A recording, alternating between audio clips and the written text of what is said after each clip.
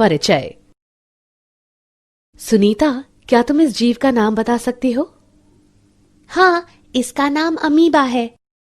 और क्या तुम इन जीवों का नाम भी बता सकती हो? हाँ, पहला एक पेड़ है और दूसरा एक डायनासोर है। बहुत अच्छे। अब इन प्राणियों को पहचानो।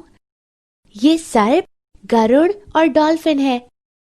सुनीता, क्या तुम्हें पता है कि करोड़ों वर्ष पहले पृथ्वी पर जीवन कैसा था और कैसे अनेक प्रकार के जीव आद्य पृथ्वी से प्रकट हुए? नहीं।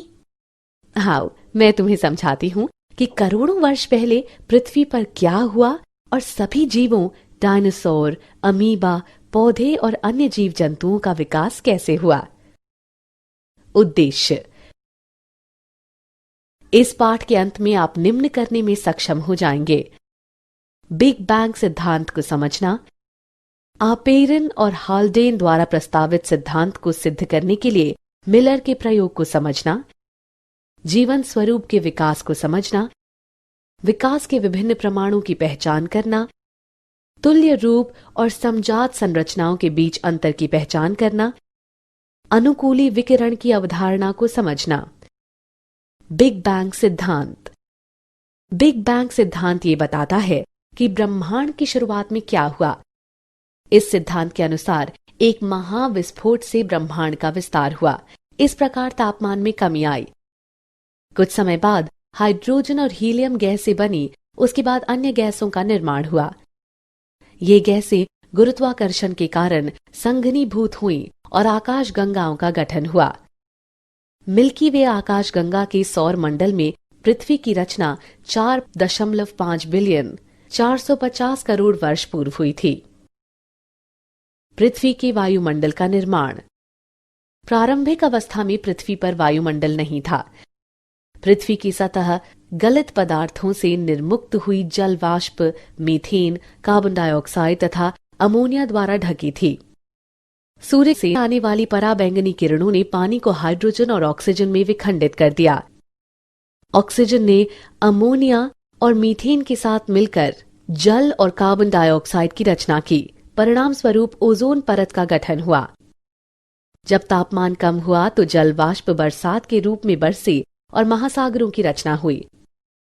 पृथ्वी की उत्पत्ति के लगभग 500 मिलियन वर्ष बाद जीवन प्रकट हुआ। स्वतः जनन का सिद्धांत। पूर्व ग्रीक विचारकों के अनुसार स्पोर नामक जीवन की इकाई विभिन्न ग्रहों में स्थानांतरित हुई। लुई पाश्चर ने प्रायोगिक रूप से ये प्रदर्शित किया कि जीवन पहले से विद्यमान जीवन से ही निकलकर आता है। ये स्वतः जनन नामक सिद्धांत था। उन्होंने अपने सिद्धांत को निम्नानुसार सिद्ध करने के लिए 2 फ्लास्कों का उपयोग किया। जीवन की उत्पत्ति का आपेरन हाल्डेन सिद्धांत। आपेरन और हाल्डेन के अनुसार रासायनिक विकास के बाद जीवन का निर्माण हुआ। जीवन का विकास महासागरों में हुआ, जब वायुमंडल में H2, H2O, NH3, CH4 और CO2 की कमी थी, लेकिन मुक्त O2 नहीं थी। कार्बनिक यौगिक पराबैंगनी प्रकाश ऊर्जा द्वारा गैर जैविक रूप में संश्लेषित किए गए। बिना मुक्त O2 के उनका ऑक्सीकरण किया गया। ये कार्बनिक अणु स्थिर होकर गर्म तनु शोरबे में संचित हो गए। इन अणुओं ने नष्ट होने से बचने के लिए अपने चारों ओर एक झिल्ली का निर्माण किया। ऐसे कोशिकांगों ने रसायनों का अवशेषण, वृद्धि, विभाजन किया और अपने चारों ओर मौजूद कार्बनिक अणुओं के किण्वन द्वारा ऊर्जा प्राप्त की। इस प्रकार प्रथम जीवन स्वरूप की उत्पत्ति हुई। मिलर का प्रयोग। 1953 में S.L. मिलर ने प्रयोगशाला में पृथ्वी की प्रारंभिक दशाओं के समान परिस्थितियां पैदा की। उन्होंने CH4, H2, NH3 और जल वाष्प युक्त बंद फ्लास्क में 800 डिग्री सेल्सियस पर विद्युत डिस्चार्ज उत्पन्न किया। कुछ समय बाद उन्होंने देखा कि अमीनो अम्ल, शर्करा, नाइट्रोजन क्षार, वर्णक और वसा का निर्माण हो गया। ये प्रयोग इस बात का समर्थन करता है कि रासायनिक विकास के बाद जीवन की रचना हुई। विशेष सृष्टि का सिद्धांत। पारंपरिक धार्मिक साहित्य के अनुसार विशेष सृष्टि के सिद्धांत के 3 संकेतार्थ हैं। वो सभी जीव जिन्हें हम आज देखते हैं ऐसे ही सर्जित हुए होंगे। उत्पत्ति के समय से ही ये जैव विविधता थी और भविष्य में भी ऐसी ही रहेगी। पृथ्वी लगभग 4000 वर्ष प्राचीन है। जीवन स्वरूप के विकास पर चार्ल्स डार्विन का सिद्धांत। चार्ल्स डार्विन ने निष्कर्ष निकाला कि विद्यमान सजीव कामोवेश आपस में समानताएं तो रखते ही हैं, बल्कि उन जीव रूपों में भी समानता रखते हैं जो करोड़ों वर्ष पूर्व के समय विद्यमान थीं। उन्होंने बताया कि प्रत्येक जीव संख्या के लक्षणों में विभिन्नता निहित होती है, जो कुछ जीवों को प्राकृतिक दशाओं में अच्छी तरह से जीवित रहने में सक्षम बनाती है। इसे उपयुक्तता के रूप में जाना जाता है।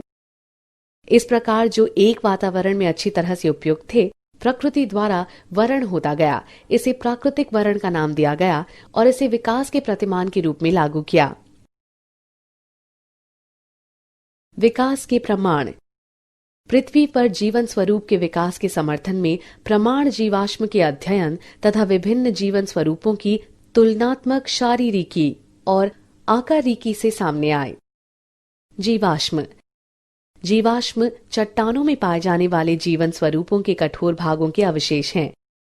जीवाश्म युक्त विभिन्न आयु की चट्टानों की तलछट के अध्ययन से ये पता चलता है कि समय समय पर जीवन के रूप बदलते रहते हैं और कुछ जीवन रूप विशेष भूवैज्ञानिक काल तक ही सीमित रहे। ऐसे प्रमाण पुराजीवी प्रमाण कहलाते हैं। समजात संरचनाएं।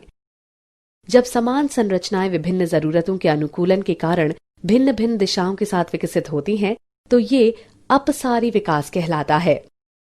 ऐसी संरचनाएं समजात संरचनाएं कहलाती हैं। उदाहरण बोगनविलिया एवं क्यूकरबिटा के क्रमशः कांटे एवं प्रतान। तुल्य रूप संरचनाएं। जब विभिन्न संरचनाएं समान कार्यों के लिए विकसित होती हैं, तो ये अभिसारी विकास कहलाता है। ऐसी संरचनाएं शरीर विज्ञान की दृष्टि से असमान होती हैं, भले ही उनके कार्यकलाप समान हो। ये तुल्य रूप संरचनाएं कहलाती हैं। उदाहरण पेंगुइन और डॉल्फिन मछलियों के पक्ष। अनुकूली विकिरण।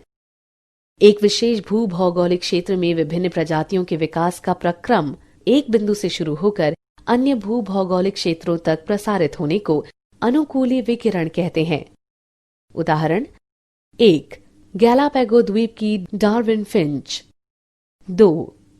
ऑस्ट्रेलियाई मार्सुपियल। क्या आप जानते हैं विकासात्मक अनुवांशिकी, जीवाश्मिकी और विकास परक विकासात्मक जीव विज्ञानी की उन्नति से ये पता चलता है कि प्रजनक प्रकर्मों और जंतुओं में कोशिका प्रकार विनिर्देश तंत्रों के कारण अनेक संरचनाएं स्वतंत्र रूप से विकसित होती हैं, न कि पहले से मौजूद जीवन रूपों से। सारांश। आइए हमने जो कुछ सीखा है उसे संक्षेप में दोहराएं। अधिकतर वैज्ञानिक रासायनिक विकास में विश्वास रखते हैं, अर्थात जैव अणुओं के गठन के बाद जीवन का प्रथम कोशिकीय रूप प्रकट हुआ। चार्ल्स डार्विन ने निष्कर्ष निकाला कि विद्यमान सजीव कमोवेश आपस में समानताएं तो रखते ही हैं, बल्कि उन जीव रूपों में भी समानताएं रखते हैं जो करोड़ों वर्ष पूर्व के समय विद्यमान थीं। जीवाश्म चट्टानों में पाए जाने वाले जीवन स्वरूपों के कठोर भागों के अवशेष हैं। समान संरचनाएं जो भिन्न भिन्न कार्य करती हैं, समजात संरचनाएं कहलाती हैं। शारीरिक रूप से असमान संरचनाएं समान कार्य करती हैं, तुल्य रूप संरचनाएं कहलाती हैं।